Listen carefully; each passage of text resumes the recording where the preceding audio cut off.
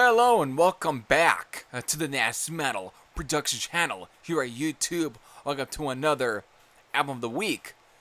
This, of course, is episode number 40.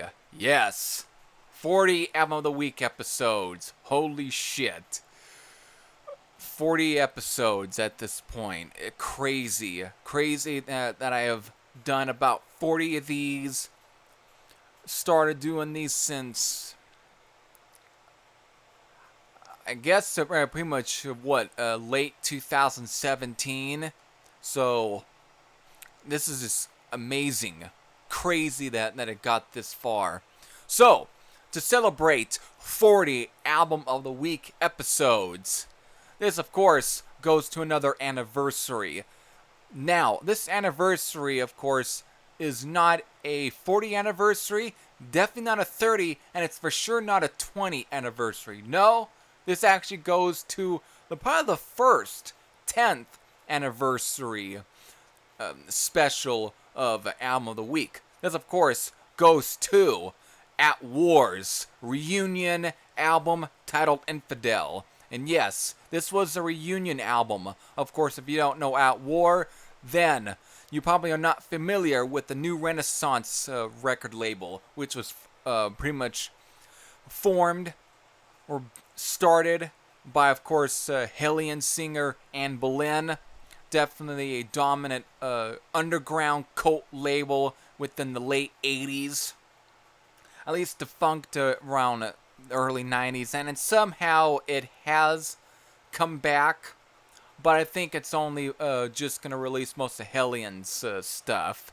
I know they have done a lot of licensing stuff, though, with High Roller Records and other record labels. But that's only just on that part of New Renaissance Records. So, where does At War fit in? Well, they kind of were one of the, at least you can say, one of the bigger name or the more popular names on that label, alongside Blood Feast. Now, At War, of course, are a three-piece based out of Virginia Beach, and were formed back in 1983. They released about 2 albums in the 1980s, especially the late 80s. Order to Kill being released in 1986, and Retaliatory Strike being released at least the following 2 years later, 1988. And after that, they split up in 1994, and then reunited in 2006, and of course on August 18th, which was just yesterday, and of course is being recorded on this same day, on August 18th of 2009, they released their comeback album and their third album titled Infidel, and was released through right now another now defunct label, Heavy Artillery Records, which of course was bought out by Earache. So I ain't gonna go into any backstory on Heavy Artillery, so let's just get right in. This of course was their third album, their comeback, their reunion album. And what can you expect from Infidel? Well, if you've never checked out the first 2 albums, especially Retaliatory Strike, then you pretty much you would not know what to expect from this album. Or you would know, actually, would be the better way to put it. This album is pretty much just a great continuation of the sort of thrash, brutal assault of Retaliatory Strike. All of these 9 songs pretty much bleed thrash. They just breakneck speed, just great stuff. And of course, At War are as patriotic of a thrash metal band than you would ever get. And I know there's been plenty of thrash metal bands that kind of had that sort of war, almost army ethic to them. Of course, one of the bands that comes to mind would be Sodom out of Germany. But these guys are pure Americana speed thrash metal. And with the artwork and everything being pretty much this time mostly, in a way, inspired by the whole Iraq or type of stuff, that Afghanistan is sort of stuff, it definitely sort of, but it's still just a good album. Kicks off, of course, with Assassins, and then, of course, getting into Semper Fi, Make Your Move. And the very first track that they named after themselves, that's titled At War, so pretty much the first self-titled song from At War, and it's great. Great song. Want You Dead, RAF, which actually means Royal Air Force, which would be more of a nod to Britain. So, and of course, Deceit and Vengeful Eyes, and of course, a re recording of the song Rape Chase, which of course appeared on their very first demo, and was also the demo version that made it on one of the Speed Metal Hell comps. I believe it would be Volume 1, or Number 1. And of course, then being re-recorded again for the Order to Kill album, which had been their first album, and then re-recorded here for their third and their comeback album, Infidel. So that pretty much rounds it out, and what really can be said is it's just, again, full throttle speed thrash. Really, to me, it sounded like the band had lost a beat with this one. Everyone sounds great, especially get to open up the booklet to get to at least Paul Arnold, the bass guitar player and lead vocals.